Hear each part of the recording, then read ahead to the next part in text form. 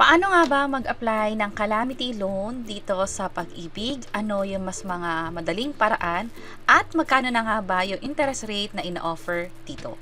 By the way, kung first time mo sa channel na to and gusto mo pa ng mga online tutorial videos katulad nito, please click the subscribe button.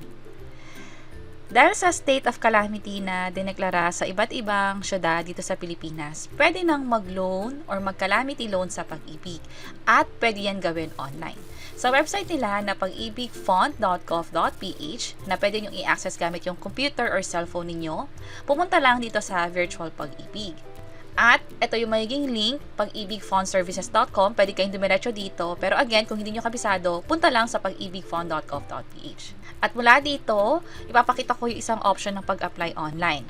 Nakalagay dito na apply for and manage loans. Click natin yan. And then, piliin ang apply for short-term loan. Makikita nyo dito yung iba't ibang mga requirements.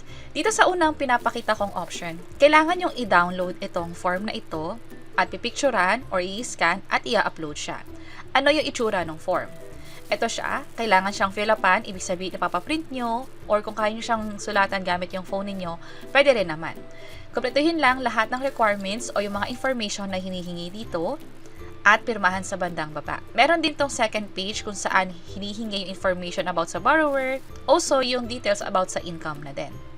Kapag na-fill upan na lahat ng pages ng form, yung harap at likod o yung first and second page, next naman na requirements ay one valid ID. Ito ay kadalasang government-issued ID katulad ng sa UMID, National ID, Passport, maging sa Pag-ibig Loyalty Card Plus.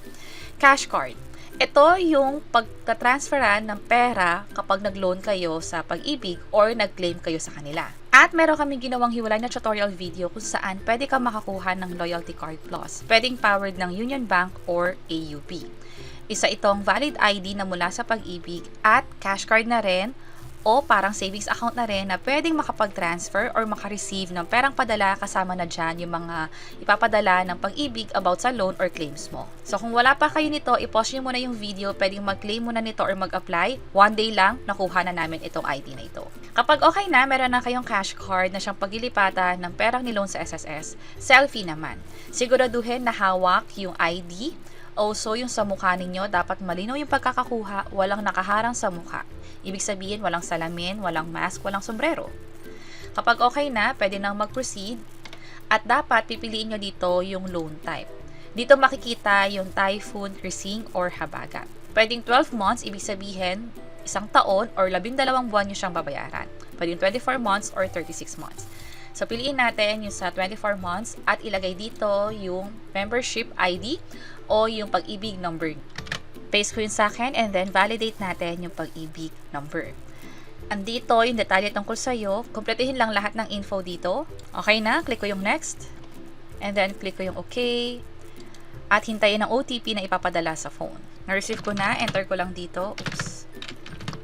Click proceed. Pipiliin ko muna yung cash card at meron akong Union Bank. Ilalagay dito yung cash card number.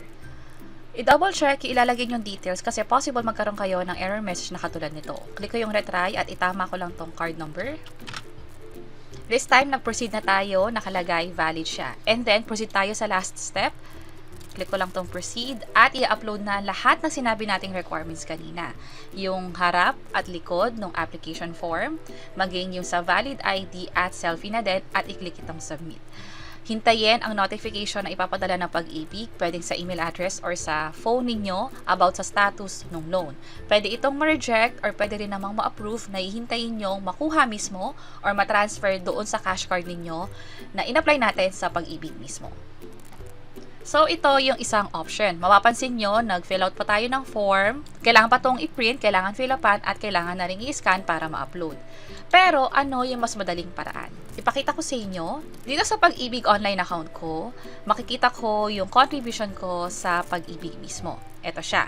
Ang maganda dyan, bukod sa pwede ko ma-double check kung yung kinakaltas ba sa sahod ko o yung hinuhulog ko sa Pag-ibig ay napupunta dito, pwede rin ako mag-apply ng iba't ibang mga services nila. Isa na dyan yung calamity loan.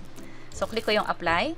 Dito, kaya siya mas madali dahil wala ng form na fill upan. Hindi ko na kailangan magpa-print. Instead, magka-tap lang ako or magkiklik lang ako dito. So, proceed tayo. Click ko yung apply now. Loan type, andito yung pagpipilian. So, pwedeng 12 months.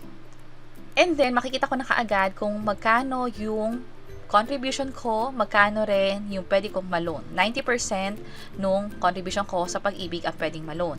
Kung sakaling meron kang salary loan or multipurpose loan na in-apply dati sa Pag-ibig, ilalas iyon sa pwede mong ma-loan as calamity loan. Dito sa bandang baba, kung sakaling ayaw mong i-loan ito lahat, halimbawa nasa 10,000 lang yung gusto mo, or pwedeng nasa 20,000, pwede din naman. Pwedeng 100,000 kasi pasok naman siya doon sa loanable amount ko, or pwedeng i-maximum ko na, katulad nito.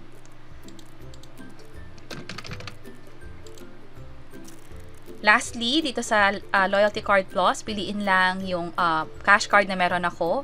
Mapapansin nyo, hindi na ako nag-fill out. Instead, naka-record na siya dito. So, pipiliin ko na lang siya. And then, click here to indicate that you have read and agree sa Pag-ibig Fund Calamity Loan Agreement. So, click ko tong Submit and Submit Calamity Loan. Click ko yung Yes. And then, hintayin lang ulit ang OTP na ma-receive sa phone. Ma-receive ko na. Enter dito. Click Proceed. And then, click OK. Oops, nagkakaroon ng error. Refresh ko lang. Kapag ganito, try natin ulitin yung buong proseso kasi pag in-enter ko ulit yung OTP, nagkakaroon ng issue. Posibleng marami na rin kasi nag-a-apply or uma-access sa website ng Pag-ibig dahil nga sa Calamity Loan. So, click ko tong Calamity Loan. Apply muna tayo. Ito yung mga dati kong na-loan na. And then, apply ulit. Ulitin ko lang yung buong proseso. So, OTP ulit tayo. So, hintayin ko ulit yung code. Hopefully, this time, mag-proceed na tayo. Click yung proceed. At nagkakaroon tayo ng issue sa ngayon. So, ang gagawin ko, babalikan ko na lang later on. Sa inyo, pwede nyo ring ulit-ulitin yung buong proseso hanggang sa mag-proceed yung pag-apply ng Pag-ibig loan. Kung sakali naman na naging successful siya, pwede nyo i-check itong calamity loan and then view. At dito, nagkaroon ulit ako ng parang kakaibang error kasi meron akong calamity loan dati pero na-cancel ko lang. So, dapat nagpapakita siya dito. So, again, sa case ninyo, pwede nyo i-double check yung mismo account ninyo. Also, kung marami nag-a-apply, possible magkaroon ng issue or kung kaka-update lang ng system ng Pag-ibig, pwede natin ma-encounter yung mga ganitong issue sa pag-apply ng calamity loan. Kung sakali interesado kayo sa update, pwede nyo i-check itong next video sa bandang baba. Sana makatulong and see you sa mga next videos. Bye-bye!